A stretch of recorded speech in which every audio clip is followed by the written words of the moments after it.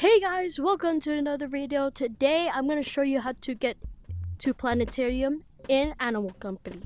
So I'll put up the materials you need to get to Animal Company, or the equipment.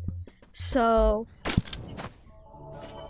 grappler's optional, and you need 3 rockets, and put these 2 rockets there. And so we go right over there.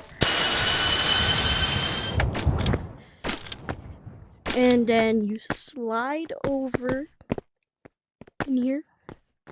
Then what you need to do is get these 2 rockets. If you have a hip slot, you can put it in your backpack, or you could put it in your slot.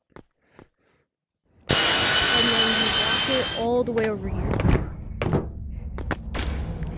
And where these things are at, like when you're at the thing, you go there. So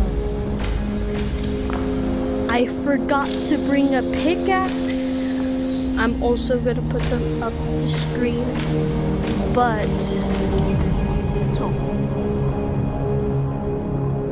Bye.